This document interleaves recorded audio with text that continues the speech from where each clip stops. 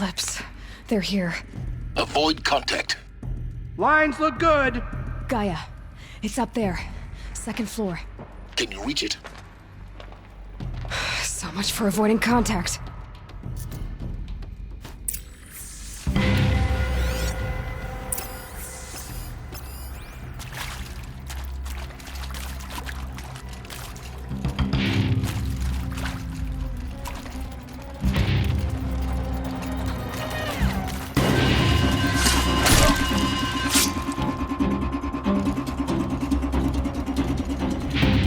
She went that way.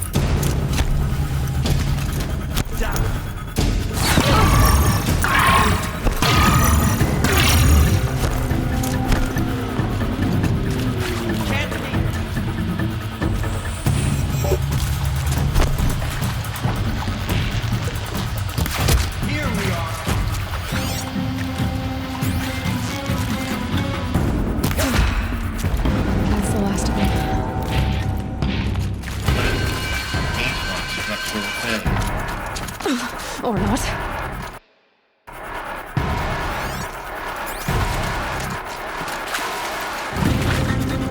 Ball the...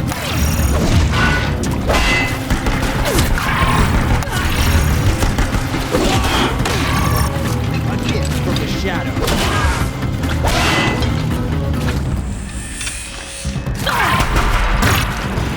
Shadow take you. Room's clear. For a moment, anyway. Then get moving. You have to find Gaia.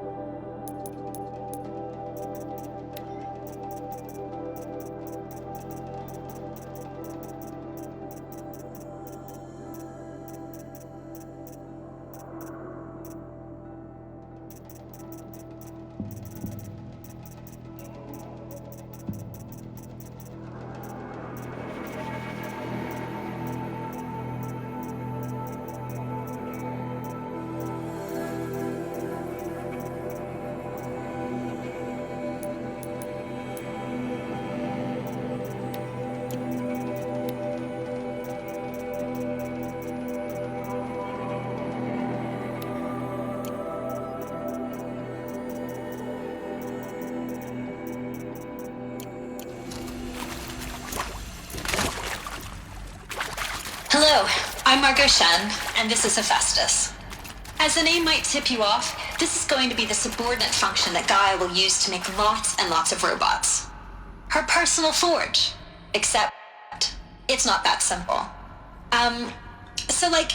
You probably noticed that only about a third of you are robotics engineers. The rest, experts in machine cognition, virtual heuristics, that stuff. Well, that's because we aren't going to be the ones designing and building robots. The last thing we want is to burden Gaia with a bunch of outmoded 21st century designs. Waste of time. Our purpose is to empower Gaia to build the robots, and not just build, imagine, from scratch. Any robot she needs for any conceivable purpose, designed and fabricated at a snap of a finger. Hers. Her finger. So, Hephaestus isn't really the forge. It's more like the knowledge of craft and ingenuity of a mastersmith to wield the hammer. Encoded as software. Virtual creativity made real. Gaia's already learning. In simulation, she's doing some very creative things with fractal assembly and animal morphologies. Her designs aren't about to win the Liam Prize anytime soon, but hey, everyone has to start somewhere. So, yes, time to get started. Let's do this. I don't get it. Which part? It's a little technical at places. If Gaia was designed to save life, why would the robots it makes attack people? Perhaps it loves some forms of life more than others. The derangement. The machines weren't always so angry. True. Mostly they were docile until 10, 15 years ago. For years, Hephaestus has been forcing cauldrons to make aggressive machines. I've seen it myself, in the cauldrons. Stalkers, Ravagers, the Thunderjaw. How could it do that? And why? Why indeed?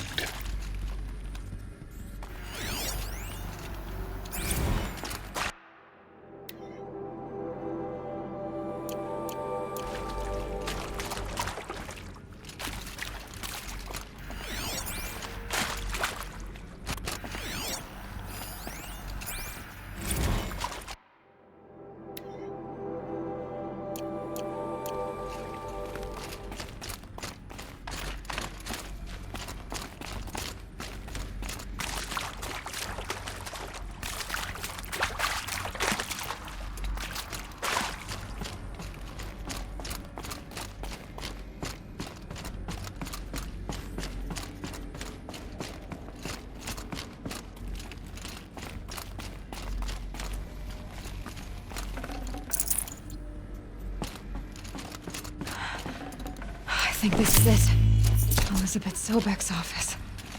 But it's sealed off. There's got to be a way inside. Keep looking.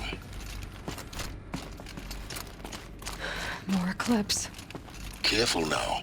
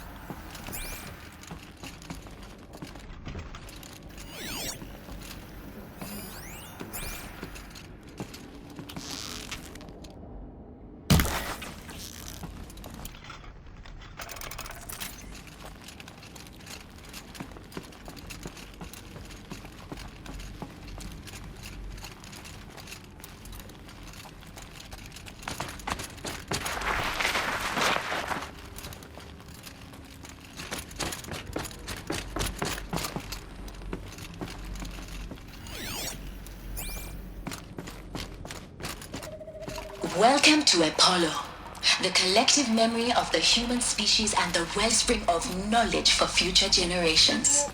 I am Samina Ebaji. Until recently, I was director of the International Collective Memory Institute in New Tehran. As a heritage professional, I devoted my career to the preservation of human knowledge, creative endeavor, and cultural achievement. Apollo is, therefore, the ultimate embodiment of a lifelong passion, albeit under the very worst circumstances imaginable. The challenges before us are immense. Specifically, we will have to design and implement 4 major initiatives simultaneously. First, the construction of data repositories in cradle facilities around the world, ensuring redundancy. Second, the collection and processing of a projected 180 million discrete data entries, 42 zettabytes of data in Mandarin, English, Spanish, and Arabic. Third, the transferal and encoding of all that data onto DNA encapsulated in synthetic fossils, the only medium capacious and durable enough to safeguard it without degradation for the centuries to come. And last, but not least, the development of the holographic interface and gamified curricula, by which future humans will commune with Apollo, progressively unlocking heuristic learning modules, leveling up their knowledge and skills they will need to take control of the terraforming system. That is the future towards which all of our efforts will be directed. Not just the preservation of the past, but the seed for the flourishing of a new tree of knowledge. Welcome, and let us begin.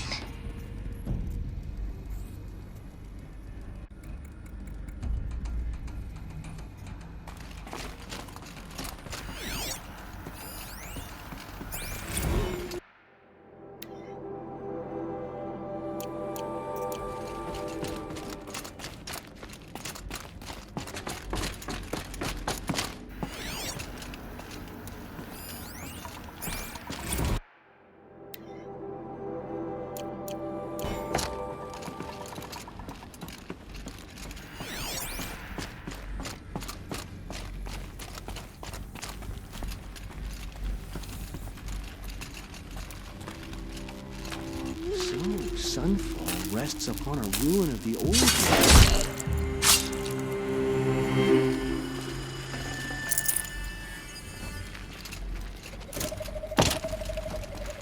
We've got company!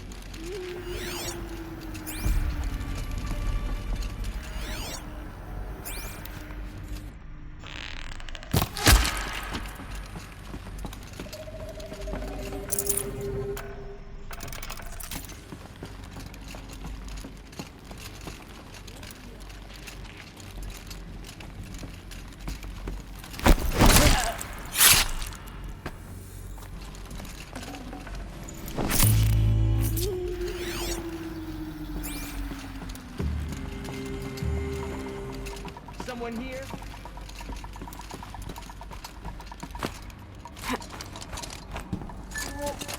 All right, new plan.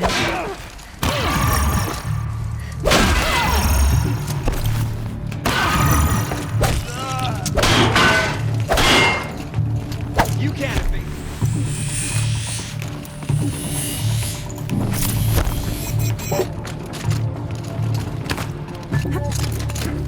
Hiding.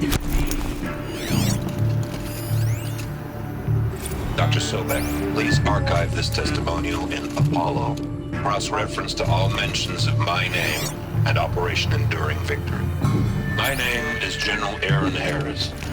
From 2060 to 2066, I served as the chairman of the Joint Chiefs of Staff, the highest-ranked officer of the United States Armed Forces.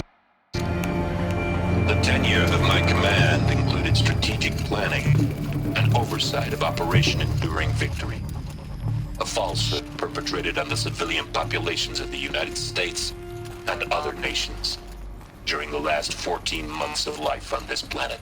Before the Pharaoh Plague, I did my job and did it well. I was bold and decisive, crafty in political maneuvers.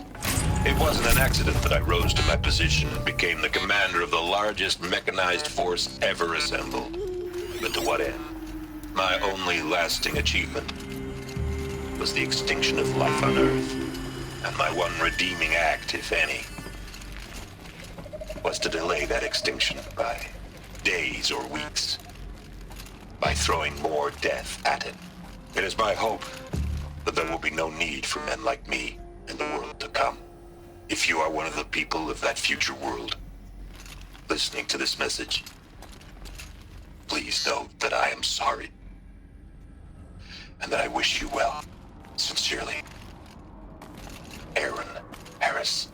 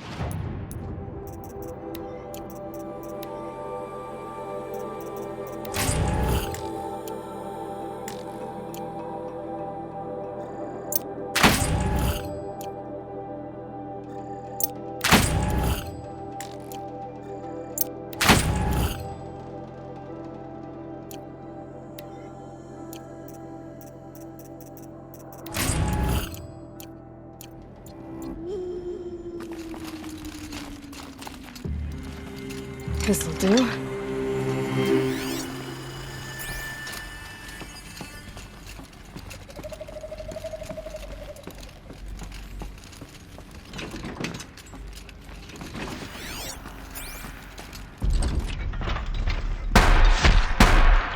That's the last of them.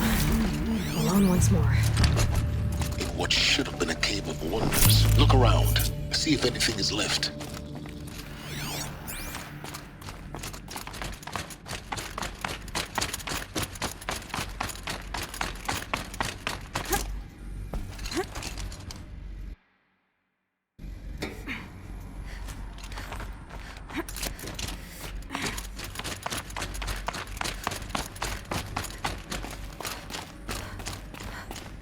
Welcome to Hades, Zero Dawn's extinction failsafe protocol, the ultimate killer app. Now, I know what you're thinking. The purpose of Gaia is to resurrect life. So why give her a subordinate function, only purpose of which is to wipe out life all over again? I mean, what? Just plumb crazy, ain't it? Well, no, it isn't. Reconstituting a biosphere? That's a tall order. Tech smart as Gaia may be, odds are she won't get it right the first time. I mean, imagine you're Gaia, 200 years from now, and this new biosphere you're growing, it's all gone wrong. Alkalines are skyrocketing, coniferous forests eroding under the lash of superstorms that would have drowned Noah. It's chaos, a spinning top that won't stop wobbling. Now what are you gonna do? Release phase 1 organisms into that hot mess? Hope their CO2 and methane can balance out what you got started? Hell no. What you're gonna do, Gaia, is step aside while Hades takes over and does what you're just too darn nurturing and life-loving to do, which is burn that misbegotten mess of a biosphere to the ground so Gaia can start over. Okay, not burn, more like reverse terraforming operations and suffocate it. But you get the idea. Hades takes the biosphere back to zero. Square one, blank slate. And then, only then, does it hand the steering wheel back to Gaia and say, try again, old girl. And better this time, or we'll have to do this again. That's Hades. It's pretty badass when you think about it. Extinction on demand. Death on speed dial. All for the greater good, of course, but still, kind of metal. So welcome to Hades. Welcome to the void. Okay, so if that's the original purpose of Hades, why does it want me extinct? We need more data. And how does it end up in the wreckage of a Pharaoh Titan, getting worshipped by the Eclipse like some kind of god? I'm learning as you are, Aloy. Keep searching.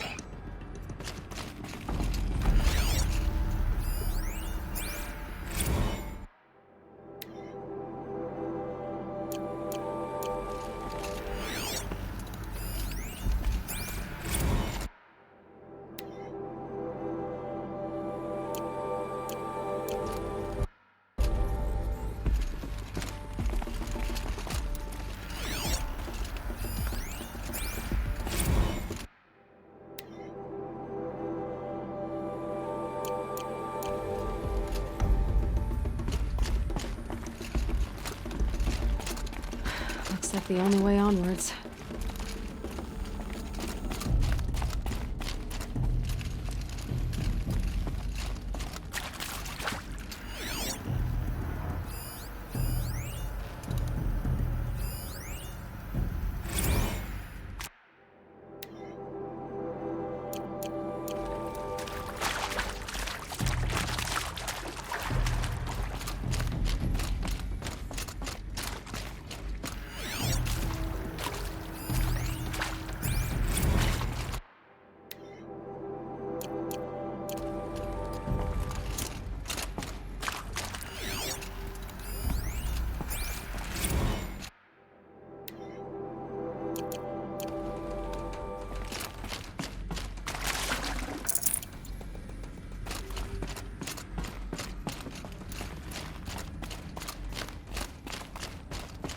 Cradle facilities. Elizabeth said a new generation of humans would be spawned inside such places. She did. All Mother Mountain. It was one of them? There's only one way to be sure. The hatch wouldn't open. Something about a corrupted Alpha registry. I need to search Elizabeth's office.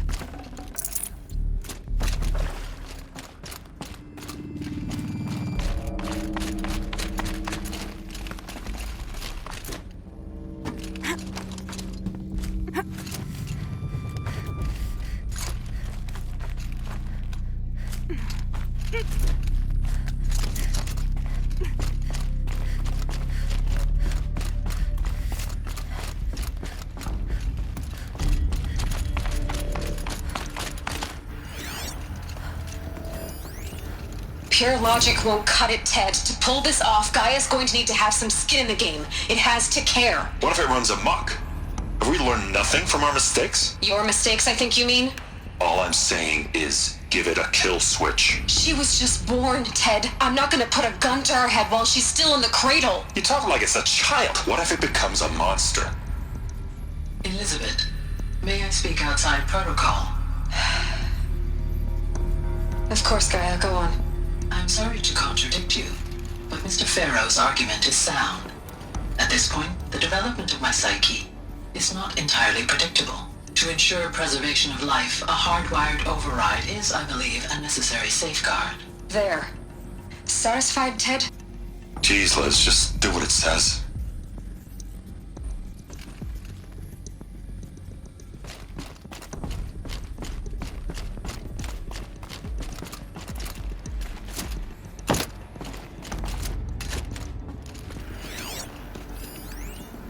Would benefit from antilopinae morphologies, though Caprid forms show superior load-bearing capability. It's like it used You're a to quick hold study, something. Gaia. Dr. Sobek, Some component as I have that conducted moved. this comparative analysis of mammalian morphologies, I've gathered extensive data on the quaternary extinction event. Oh? And your assessment? Gaia? Logically speaking, the extinction was a natural consequence. And yet... And yet, I find the loss of megafaunal species unaccountably sad. That they passed forever into oblivion causes me to experience a grief that is difficult to describe. Am I malfunctioning? No, Gaia, you're not. This is good. This is very good.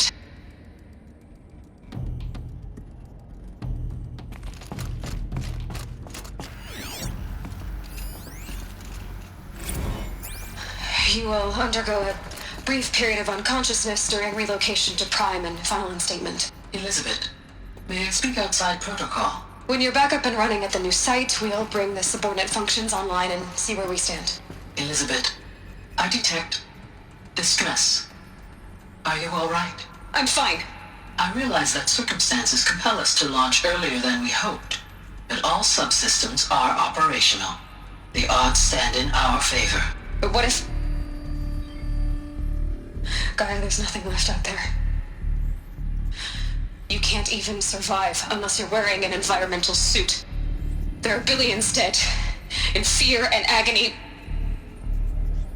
What if it was all for nothing? Elizabeth, extinction was inevitable. Thanks to you, life will have a future. You really believe that? I believe in you, Elizabeth. In you, all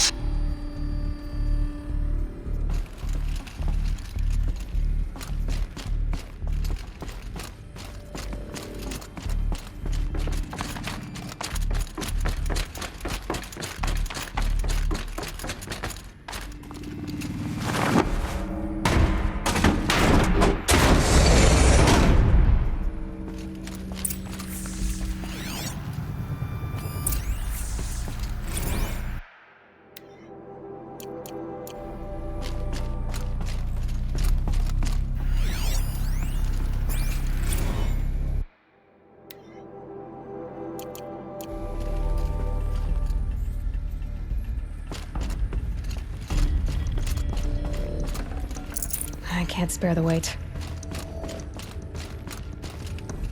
The Alpha Registry master file. Intact? Yeah. No signs of corruption. Then what are you waiting for? Copy the file. With this, I can restore the registry at the hatch inside Allmother. Open it. Go inside. And grasp the secrets within. Where I was born. Maybe who gave birth to me. Who? Are you really so naive?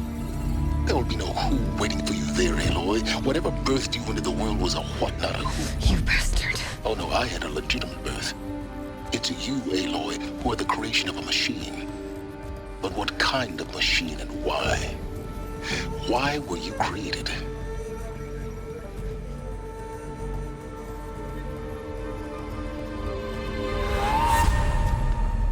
Eclipse. You need to get out of there. What you found is too valuable.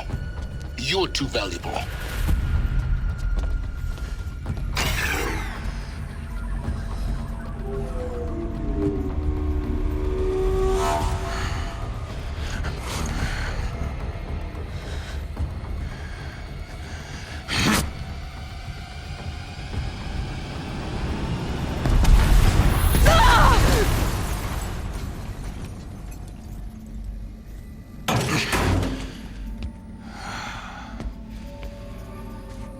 Still alive. Good. I have a more suitable death in mind for you, child.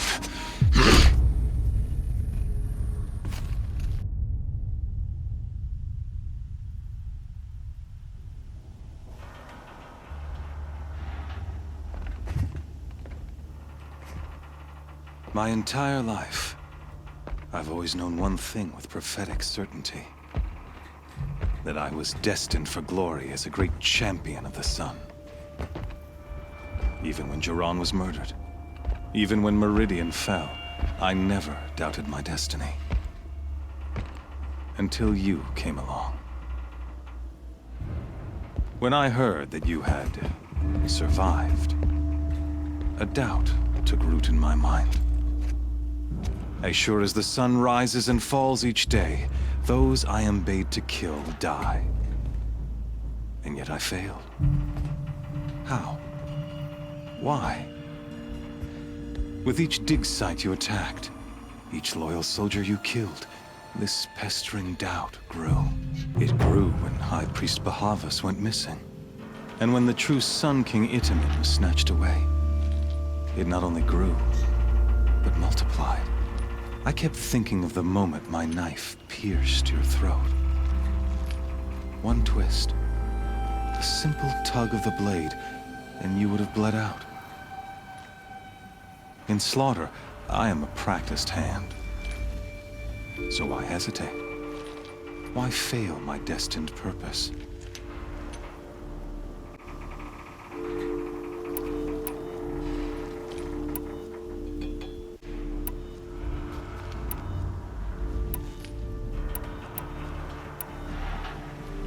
I guess even a monster like you can have a glimmer of conscience. You didn't kill me right away. Turn your face to the sun, child. Dressing up murder as religious sacrifice so you could feel better about it? No. I never doubted the righteousness of killing you. And yet, your words touch close to the truth. In my heart, I deemed the order to kill you unworthy of me. You were just a savage girl. So I thought at the time. Even still, I aimed to kill you, and yet did not. This failing troubled my thoughts, haunted every step. It was only when I captured you, down in that place, that I finally glimpsed the sun's design etched at length across the course of events. You were meant to survive that day on the mountain. Meant to interfere at dig sites and kill my men. Meant to eliminate High Priest Bahavas. Meant to snatch Itamen away. Conversely, I was meant to capture you. Here. So that you might die as a sacrificial offering to the sun. Everything as it was meant to be. Predestined and preordained.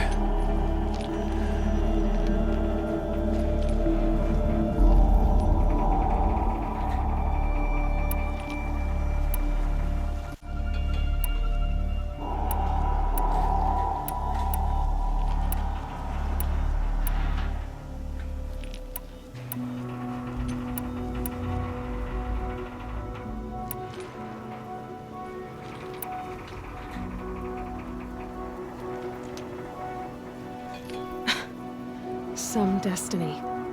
You're following orders, not some grand cosmic design. You're a puppet, with Hades yanking the strings, a pawn pushed around by larger forces. It'd be laughable if there weren't so much killing involved. Hades is an ancient machine, not the buried shadow of Carja myth. It doesn't care about Meridian. It wants to kill everything and everyone. And you are its dutiful slave. I serve not the buried shadow, but the sun in shadow. All halves of nature joined to one cause. Shadow to sun, dark to light. Do you really not hear how ridiculous that sounds? You've gone from serving an insane homicidal Sun King to an insane homicidal machine. You're moving down in the world, not up. I'll remember those words as I watch your corpse burn. Whatever's left of it. You fail to grasp the point. As surely as you've been conquered, so has all doubt. And with certainty of belief comes unstoppable force. Then enter this cage and put your faith to the test. See if things work out like you expect. The circle has closed.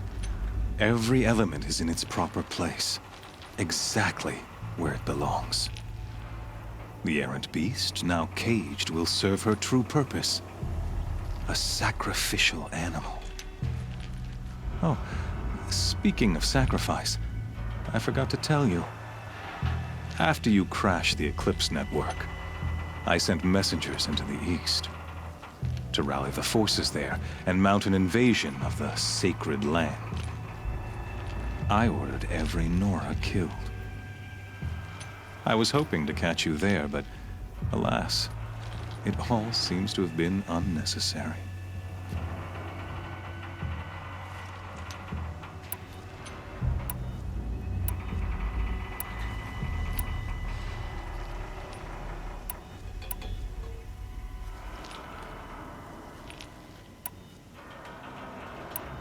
Why butcher dozens of innocents for no gain? It's a waste of effort. You're right. I won't even be there to enjoy it. In any case, I couldn't recall the order even if I wished to. Thanks to your destruction of the network, communication over distances is impossible. You not only doomed yourself, but an entire tribe. Do we not see the scorching judgment of the sun in these events? Your focus. Such a powerful device, isn't it? And yet, so fragile.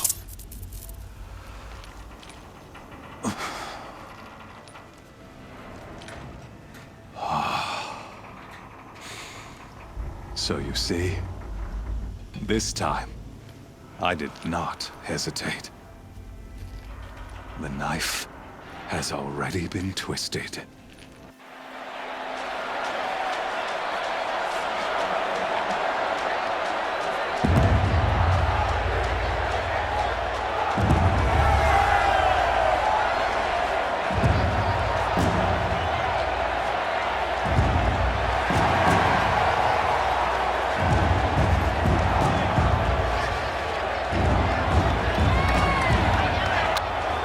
Carja faithful, rejoice! Our years in shadow are over. A new dawn trembles on the horizon. A new day soon to break. When it does, the false Sun King will be dead, and Holy Meridian ours once more. In this, I have become an instrument of prophecy. All halves of nature join to one cause. Shadow to sun, light to dark, night to day. Behold!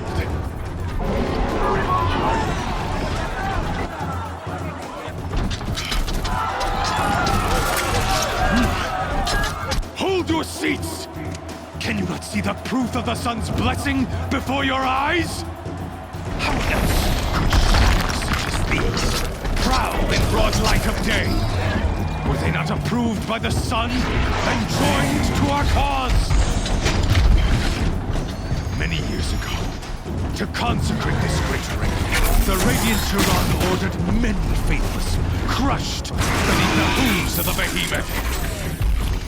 Mighty is the behemoth in the eye of the sun, but it is mightier still, infused with the power of shadow. Let this one, who schemed and slithered, be the first to die! Let her be the first of thousands!